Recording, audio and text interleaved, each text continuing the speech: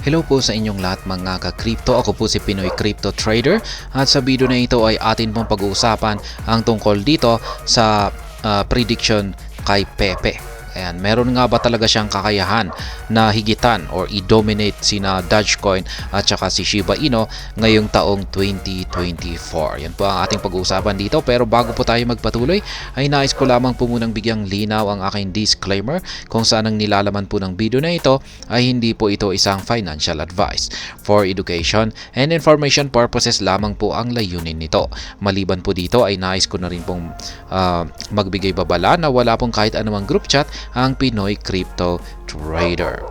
Ayan po yung mga price predictions dito kay Pepe mula sa taong 2023 hanggang 2032. Ayan, ang sabi po rito ay ang mga meme coins ay kilala sa cryptocurrency market dahil sa pagpapalakas ng moral or ng mga investor, lalo na sa mga panahon ng kaguluhan sa market o stagnation.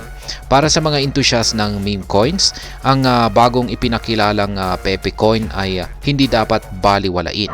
Ito ay nagtatag ng isang kahangahangang benchmark na nakaranas ng isang hindi pangkaraniwang surge na halos 7,000% mula noong ito'y inulunsad noong April 2023. Ayan, ang mga meme coins na may tema mula sa mga sikat na memes ay nagpapakita ng trend na ito na may Pepe coin bilang isang pangunahing halimbawa. Ang Pepe coin ay kumuha ng inspirasyon mula sa meme na Pepe the Frog, ang original na tampok sa comic na Matt Fury na Boys Club. Ang mga unang market dynamics ng Pepe coin ay malaki ang naging impluensya ng mga Frog Team memes na ipinapalaganap ng mga creators at supporters nito sa mga social platform. Yan, ipinakita ng Pepe coin kung paano nagkakaisa ang mga crypto communities sa paligid ng mga cultural symbols. Madalas na binabaliwala ang mga pangunahing economic fundamentals ng asset. Ito ay sumusunod sa mga yapak ng mga dog-themed meme coins tulad ng Dogecoin at Shiba Inu. Ang Dogecoin ay nakakuha ng prominence na may suporta mula sa bilyonaryong si Elon Musk na nagkamit ng isang market capitalization na $10 billion. Samantala, ang Shiba Inu ay mayroong market cap na higit sa $5 billion. Sa kabilang banda, ang Pepe coin ay kasalukuyang mayroong mas modest na market cap na humigit kumulang $464 million na mas mababa kaysa sa peak value nito na $1.5 billion noong May 2023. Ayan, kasunod ng kahangahangang bull run nito, ang kilalang meme coin na si Pepe ay kamakailan lamang nakaranas ng pagbagal. Gayunpaman, kahit na mayroong downturn na ito, ang mga malalaking investors ay patuloy na aktibong nag-a-acquire ng Pepe. Ito ay nagbibigay ng isang mahalagang konsiderasyon. Ang pag-invest sa Pepe ba ay isang magandang desisyon? Maaari ba itong lumampas sa dominance na nangungunang meme coins kabilang ang Shiba Inu at Dogecoin? At ayan, how much Pepe is coin worth today? Ang kasalukuyang presyo ng Pepe ngayon ay nasa 50 digits 135 na may 24 oras na trading volume na $45.06 million. Ito ay may kasalukuyang market cap na $484.23 million at may hawak na market dominance na 0.03%. Ang presyo ng Pepe ay nakakita ng 1.3% na pagbaba sa huling 24 na oras. Ayan, ang Pepe coin ay nakamit ang kanyang peak noong May 5, 2023 na umaabot sa pinakamataas na presyong 50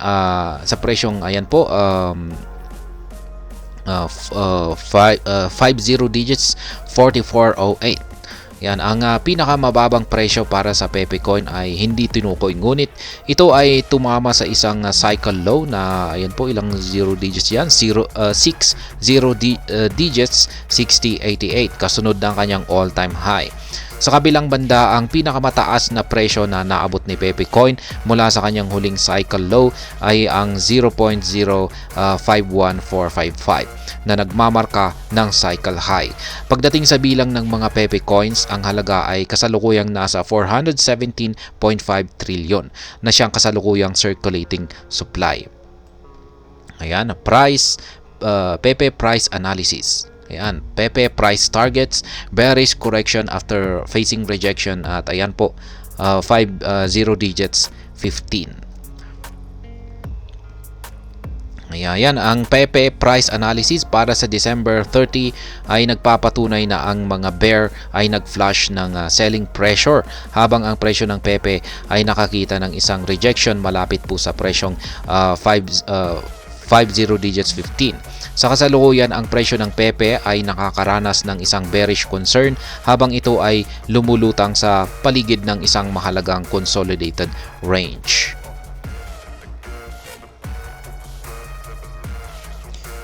Ayan, Pepe lost buyer support near 50 digits 15.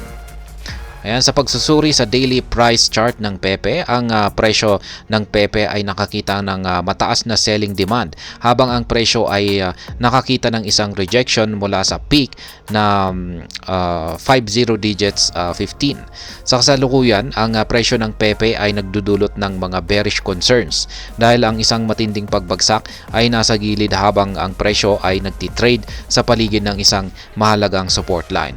Ang 24 oras na volume ay bumaba sa $8.8 million na nagpapakita ng isang nabawasang interest sa trading activity ngayon. Ang presyo ng Pepe ay nagtitrade sa 50 digits 135 na bumaba ng higit 1.3% sa huling 24 oras. Ayan po yung chart. Ayan, ang RSI 14 trend line ay bumaba mula sa kanyang dating antas at kasalukuyang nagtitrade malapit sa midline sa antas na 49 na nagpapahiwatig na ang mga buyer ay nawawalan ng momentum. Ang SMA 14 level ay nagmumungkahi ng volatility sa mga susunod na oras. Yan, dito naman po tayo sa 4-hour price chart. Yan, ang 4-hour Pepe price chart ay nagpapahiwatig na ang mga bear ay nagdaragdag ng kanilang domination malapit sa immediate support line habang ang presyo ng Pepe ay bumabagsak sa moving averages. Gayunpaman, ang mga bull ay nagtatanggol sa presyo mula sa pagbagsak sa ibaba ng Fibonacci channels at naglalayong para sa isang correction sa itaas ng EMA 20. Yan po yung kanyang chart. At ayan, ang BOP indicator naman ay nagtitrade sa isang positibong rehiyon sa 0.8 na nagpapakita na ang mga short-term buyer ay kumukuha ng isang pagkakataon upang mapabilis ang isang upward trend. Gayunpaman, ang MACD trend line ay nagbubuo ng isang minor bearish candles sa ibaba ng signal line at ang indicator ay nagtatangkang magkaroon ng isang negatibong momentum. At ayan, hanggang dito na lamang po tayo sa video na ito mga ka-crypto. Sana po ay inyong nagustuhan ang aking paliwanag dito. Kung inyo po itong nagustuhan ay pakiclick lamang po ang like button nito. Para naman po sa mga bago lamang dito, kayo po ay aking inaanyayahan para mag-subscribe. Pakiclick na rin po ang bell icon nito dahil ito po ang siyang magsisilbing notification nito sa mga bago kong videos na akin pong ina-upload sa aking YouTube channel na ito. Marami pong salamat sa panonood. Ingat po tayo lagi at God bless po sa ating lahat.